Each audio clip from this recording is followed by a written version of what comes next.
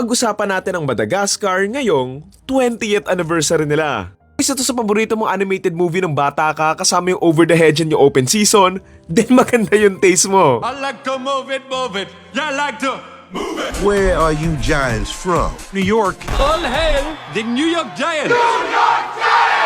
Face extreme peril. Just smile and wave, boys. Smile and wave. Look like a steak to you. You're biting my butt. What is it? Bite on the buttocks among friends. Here, give me a nip.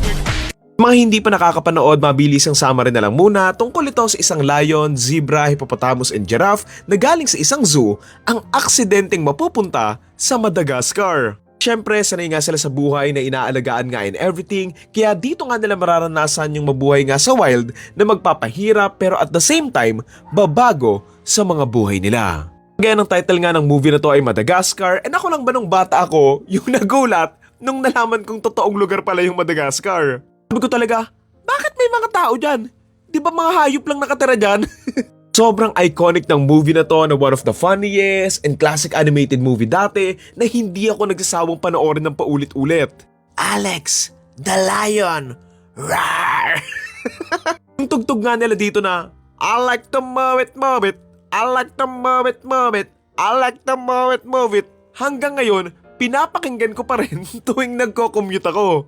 Ang cute din kaya dito ng maliit na parang daga. Sayang nga hindi sila nagkaroon ng sarili nilang spin-off eh. Tuwang-tuwa din ako syempre dito, doon sa mga penguin. Kowalski, analysis. Alam mo yung ang stupid ng mga pinagagawa nila pero somehow, nagsasucceed sila doon sa mga missions nila. Just smile and wave, boys. Smile and wave. Favorite scenes ko sa kanila dito, syempre yung tinake over nga nila yung barko and yung nakarating nga sila doon sa Antarctica tapos umalis din sila agad kasi nga, ang boring nga. Ang maganda kasi sa story na tong Madagascar, katulad nga din ng mga animated films before, magaganda talaga and may substance yung mga kwento. Di lang to pang bata and pang mababaw na pag-iisip, but also, yung mga adults or parents nga, mag-e-enjoy din talagang manood nito. Kasi ngayon kung mapapansin nyo, labas lang sila ng labas ng mga animated films porket mas madali na nga gumawa ngayon, pero ayun, kadalasan, hindi na rin ganun kaganda yung mga kwento. Sobrang konti lang kaya ng animated films in the last 10 years na talagang tumatak, hindi katulad dati. I mean, yung kwento naman din ng Madagascar, hindi naman din talaga sobrang deep. I mean, it's kinda stupid din at times, pero that's what great about the film eh, kasi it doesn't take itself seriously pero at the same time, seryoso pa nga rin yung kwento.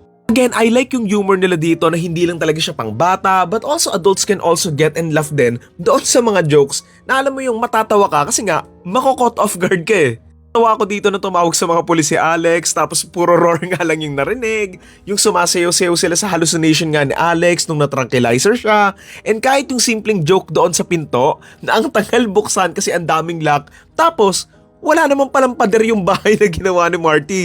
So yun, the film score is just about finding yourself, achieving freedom and peace, and syempre, friendship, particularly kanila Alex and Marty. Kahit kinagat nga yung puwet niya and all, hindi niya sinukuan si Alex na sa simula, ginawa din naman lahat para maprotektahan siya. I also like din pala dito yung other angle sa perspective nga ng mga hayop, na may mga zoos nga na pinagkakakitaan nga yung mga hayop and all, na yung iba, sana maibalik na sa tunay nga nilang tahanan, I mean sa wildman or kung saan, kasi nga, doon naman talaga sila dapat namumuhay eh, hindi sa mga kulungan.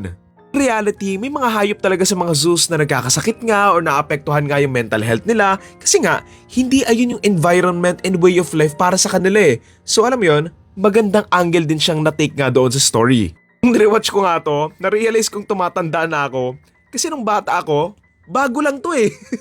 Pero alam mo kung ano pa yung na-realize ko nung rewatch ko to, I must say after 20 years, maganda pa rin yung movie. Sobrang enjoyable and nakakatawa. And it's just a fun adventure animated film na sobrang rare na nga makita ngayon.